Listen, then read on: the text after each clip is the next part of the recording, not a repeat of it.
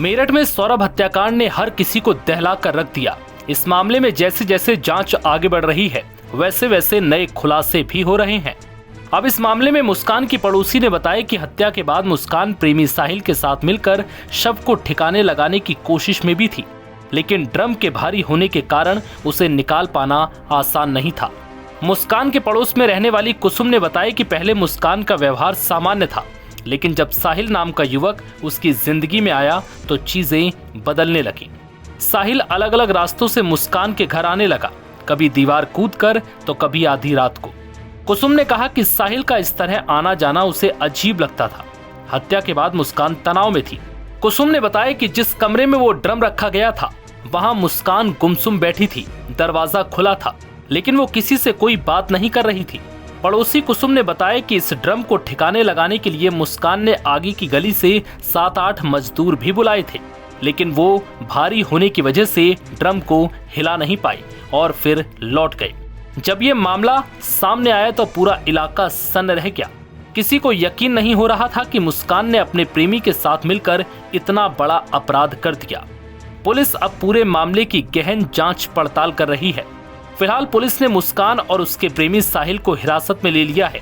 मेरठ में अपने पति सौरभ राजपूत की बेरहमी से हत्या करने के बाद मुस्कान अपने प्रेमी साहिल के साथ हिमाचल टूर पर चली गई थी। पहले मनाली में कुछ दिन रुकने के बाद दोनों कसौल चले गए, जहां एक होटल में 6 दिन तक ठहरे। कसौल एक पर्यटन स्थल है, वहां घूमने की बजाय दोनों ज्यादातर समय होटल के कमरे में बिताते थे। दोनों रूम नंबर 203 में ठहरे हुए थे। होटल संचालक अमन कुमार ने शनिवार को बताया कि साहिल और मुस्कान एक टैक्सी से आए थे। उनके साथ एक ड्राइवर भी था। उन्होंने बताया कि आमतौर पर पर्यटक कसौल में नई जगहों को देखने और वहां की प्राकृतिक सुंदरता का आनंद लेने आते हैं, लेकिन ये जोड़ा पूरे दिन अपने कमरे में ही रहता था। दिन में केवल एक बार कार से बाहर आया, जो हमें असामान्य लगा। अमन कुमार ने बताया कि मुस्कान और साहिल किसी से नहीं मिलते थे। उन्होंने होटल के कर्मचारियों को कमरा भी साफ करने से मना किया था। बस जरूरत की बातचीत करते और कमरे में ही खाना मंगवाते थे और दरवाजे से खाना ले लेते थे।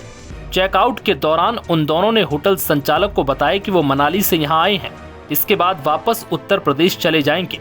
3-4 मार्च को सौरभ राजपूत की हत्या करने और उसके शव को टुकड़े टुकड़े कर नीले रंग के ड्रम में सीमेंट से सील करने के बाद मुस्कान रस्तोगी और साहिल शुक्ला 10 मार्च को कसौल पहुंचे थे।